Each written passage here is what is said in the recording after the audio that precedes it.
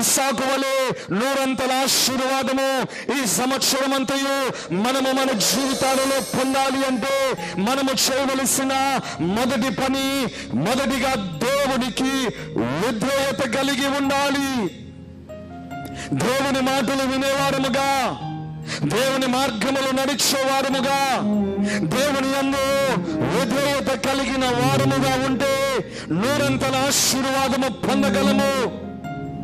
రెండవదిగా దేవుని యందు మనము నూరంతల ఆశీర్వాదము ఈ 2024వ సంవత్సరములో మనము పొందాలి అంటే మనము సమాధానము కలిగి ఉండాలి, సమాధాన పరముగా ఉండాలి. సాతానుడు, లోకము ఎన్ని ఇబ్బందులు మనకు పెట్టినా, ఎన్ని శ్రమలు మనకు పెట్టినా మనము సమాధానమును కోల్పోవద్దు. దేవుని ఎదుట సమాధానముగానే ఉండాలి. మూడవదిగా దేవుని ఎదుట మనము నూరంతల ఆశీర్వాదము పొందాలి అంటే ఈ 2024వ సంవత్సరములో మనము ప్రార్థన పరులుగా ఉండాలి. ప్రార్థన విడిచిపెట్టద్దు.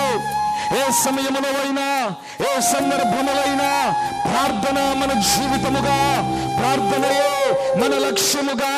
ఏ సమస్య వచ్చినా, ఏ సంతోషం వచ్చినా, ఏ బాధ వచ్చినా, ఏ యొక్క అభివృద్ధి కలిగిన ప్రార్థన మాత్రమే విడిచిపెట్టవద్దు.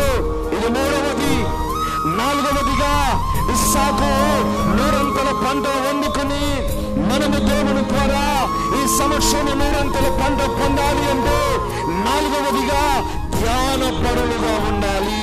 అంటే సన్నిధి చేసే వారముగా ఉండాలి, కుటుంబ సన్నిధి చేసే వారముగా ఉండాలి, ఏకాంత సన్నిధి చేసే వారముగా ఉండాలి. ఐదవది ప్రేమ కలిగిన వారముగా ఉండాలి. జీవితములో ఆయన బిడ్డలముగా ఉన్న మనము ముందు వలె నీ పొరుగు వారిని ప్రేమించును అన్న వాగ్దాన రీతిగా మనము ఈ లోకములో ప్రేమ కలిగి ఉండాలి. శ్రమలు పెట్టిన ప్రేమను పంచండి, బాధలు పెట్టిన ప్రేమను పంచండి, ఇబ్బందులు పెట్టిన ప్రేమను పంచండి. మీకు కష్టాలు తీసుకువచ్చిన ప్రేమనే పంచండి. ఆ ప్రేమమయుడైన యేసయ్య కృప మన మీద, ఆశీర్వాదము నూరంతలుగా మన జీవితాలలో మనము పొందుకుంటాము. అట్టి విధమైన ఆశీర్వాదాలు సంవత్సరమంతయు మనము పొంది ఆయన రాకడ రాజ్యములో ఆయుత్తబడుదుము గాక. ఆమేన్. ప్రార్థన.